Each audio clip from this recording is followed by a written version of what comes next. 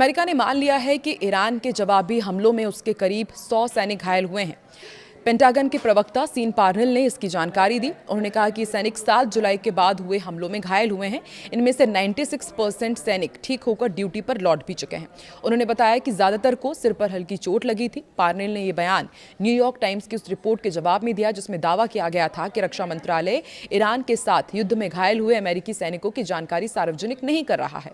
Parnell ने यह भी कहा कि इसमें जानबूझकर देरी हुई है। ऐसा सैनिकों की सुरक्षा को ध्यान में रखते हुए किया गया। तो अमेरिका और ईरान के बीच का अब जो दोबारा युद्ध शुरू हुआ है वो कहां तक पहुंचा है और अब तक क्या कुछ इसमें आगे डेवलपमेंट्स हुए हैं, पूरा आपको इसमें जानकारी देंगे इस वीडियो में। नमस्कार, मैं हूं आकांक्षा और आप देख रहे हैं न्यूज़ 18 का डिजिटल प्लेटफॉर्म। अमेरिका और ईरान के बीच सैन्य तनाव लगातार बढ़ता जा रहा है। संघर्ष के लगातार 10वें दिन भी अमेरिका ने ईरान के कई इलाकों में हवाई हमले किए। मीडिया रिपोर्ट्स के मुताबिक सिरिक, बंदर अब्बास, कीशम द्वीप, चाबहार और कोनारक के आसपास जोरदार विस्फोटों की आवाजें सुनी गई हैं। हालांकि इन हमलों से हुए नुकसान की आधिकारिक जानकारी अब तक सामने नहीं आई है। इसी बीच अमेरिकी राष्ट्रपति डोनाल्ड ट्रंप ने ईरान को फिर कड़ी चेतावनी दी है और कहा है कि हाल ही के दिनों में 3 अमेरिकी सैनिकों की मौत के लिए ईरान को इसकी कई गुना बड़ी कीमत चुकानी पड़ेगी। ट्रंप ने साफ कर दिया है कि अमेरिका अपने सैनिकों पर हुए हमलों का जवाब देने के लिए हर जरूरी कदम उठाएगा। ईरान ने अमेरिकी ठिकानों को चुन चुनकर निशाना बनाया है। ईरान ने भी जवाबी कार्रवाई जारी रखी है।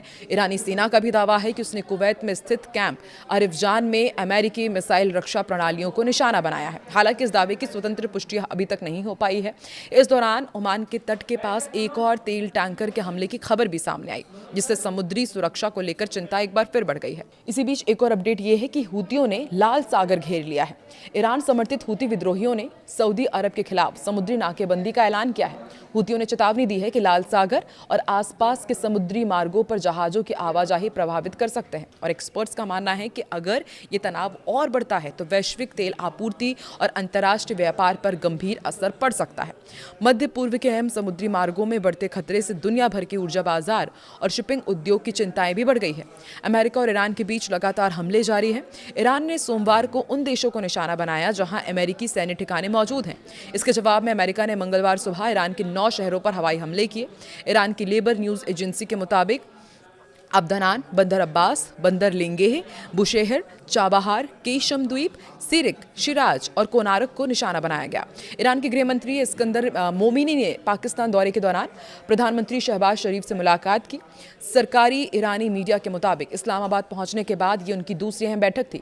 इससे पहले मोमिनी ने पाकिस्तान के सेना प्रमुख आसिम मुनीर से भी मुलाकात की थी। इसके अलावा उनके पाकिस्तानी गृह मंत्री मोहसिन रजा नकवी से भी बैठक तय थी। मोमिनी का ये दौरा ऐसे समय में हो रहा है जब पाकिस्तान अमेरिका और ईरान के बीच हुए MOU को फिर से पटरी पर लाने के लिए कूटनीतिक प्रयास तेज कर रहा है। CNN की एक रिपोर्ट के मुताबिक अमेरिकी राष्ट्रपति डोनाल्ड ट्रंप का ईरान के खिलाफ शुरू किया गया सैन्य अभियान अब अमेरिका के सबसे अलोकप्रिय युद्धों में गिना जाने लगा है। कई सर्वे लगातार बता रहे हैं कि युद्ध को लेकर लोगों का समर्थन इराक, अफगानिस्तान और वियतनाम युद्ध की तुलना में ज्यादा तेजी से घटा है। वॉशिंगटन पोस्ट इप्सोस के सर्वे में 68% अमेरिकियों ने कहा है कि ईरान के खिलाफ ये युद्ध लड़ना जरूरी नहीं था। सिर्फ 28% लोगों ने इसका समर्थन किया है। वहीं एक दूसरे सर्वे में 61% लोगों ने इसे अमेरिका ही की गलती बताया है। क्विनिपियाक यूनिवर्सिटी का भी सर्वे हुआ। यहां पर 45% वोटर्स का कहना था कि इस युद्ध से अमेरिका पहले से कमजोर हुआ है। वहीं 33% लोगों का मानना था कि इससे देश मजबूत हुआ। हालांकि सर्वे ये भी बताते हैं कि अमेरिकी लोगों के लिए सबसे बड़ी चिंता अब भी अर्थव्यवस्था, महंगाई और पेट्रोल डीजल की बढ़ती कीमतें हैं। एक्सपर्ट्स का कहना है कि ट्रंप को सिर्फ युद्ध नहीं बल्कि उससे बढ़ने वाला आर्थिक दबाव ज्यादा राजनीतिक नुकसान पहुंचा सकता है। अमेरिका और ईरान के बीच तनाव अब खुली जंग में बदल चुका है। पहले खुलकर इस बारे में बात नहीं हो रही थी, लेकिन डोनाल्ड ट्रंप ने 2 अमेरिकी सैनिकों की मौत के बाद सारा फोकस बातचीत से हटाकर अब बदला लेने पर शिफ्ट कर दिया है।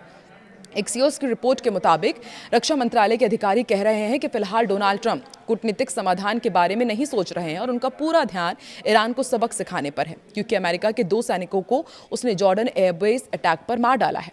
अमेरिकी सेना लगातार 10वें दिन भी ईरान पर जमकर बारूद बरसा रही है। अमेरिकी राष्ट्रपति डोनाल्ड ट्रंप इस वक्त इतने गुस्से में हैं कि उन्होंने कसम खाई है कि वो ईरान से अमेरिका के इस नुकसान का बदला लेकर ही मानेंगे। ट्रंप ने सोशल मीडिया प्लेटफॉर्म पर भी चेतावनी दी। इस बार ईरान जितनी बार अमेरिकी सैनिकों को निशाना बनाएगा उसे इससे कई गुना ज्यादा भुगतना पड़ेगा। अमेरिकी सेंट्रल कमांड यानी कि सेंटकॉम ने भी बताया है कि अमेरिका ने ईरान पर और हमले किए हैं। राष्ट्रपति डोनाल्ड ट्रंप ने भी चेतावनी दी कि तेहरान पिछले कुछ दिनों में 3 अमेरिकी सैनिकों की मौत की कीमत चुकाएगा। पाएगा। ईरानी मीडिया ने कई जगहों पर विस्फोटों की खबर दी है। पेंटागन ने जॉर्डन के मुवाफक साल्ती एयरबेस पर हुए हमले में 2 अमेरिकी सैनिकों की मौत की पुष्टि की। 25 साल के फर्स्ट लेफ्टिनेंट टायलर जेम्स फीहन और 19 साल की प्राइवेट इसाबेला गुंजालेज की मौत हो गई है। ईरान के Islamic revolutionary guard corps IRGC ने हमले की जिम्मेदारी ली थी। ये मार्च के बाद ईरानी हमलों में पहली अमेरिकी मौत है। ऐसे में डोनाल्ड ट्रंप का गुस्सा भड़का हुआ है।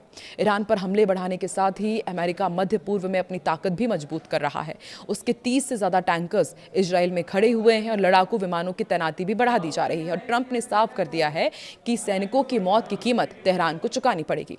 ईरान के हमलों में अब तक 100 से ज्यादा अमेरिकी सैनिक घायल हो चुके हैं। ये नुकसान अमेरिका पचा नहीं पाएगा, क्योंकि यहाँ जैसे ही सैनिकों के ताबूत आते हैं सरकारें हिल जाती है। ऐसे में डोनाल्ड ट्रंप को तीखे तेवर दिखाने ही पड़ेंगे और उनके सब्र का इम्तिहान अब ये सब कुछ ले रहा है और ये ईरान के लिए संकट भी बढ़ा सकता है।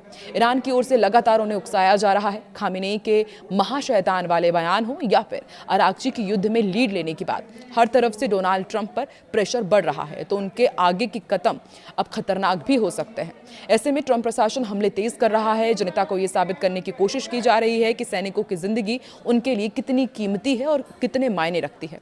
इसी बीच अंतरिम चुनाव की तारीख भी नजदीक आ रही है और ये ट्रंप की वॉर पॉलिसी की अग्नि परीक्षा होगी। तो इस अग्नि परीक्षा में क्या ट्रंप जीत पाएंगे ईरान को? क्या वो यहाँ पर चारों खाने चित कर पाएंगे? आपको क्या लगता है इस पूरे युद्ध में कौन लीड ले रहा है, ईरान या फिर अमेरिका, जिसने ये सोचा था कि वो ईरान को नेस्तनाबूद कर देगा, वहाँ पर रिजीम चेंज कर देगा? आगे आपको क्या लगता है क्या होने वाला है? कमेंट सेक्शन में ज़रूर बताएं।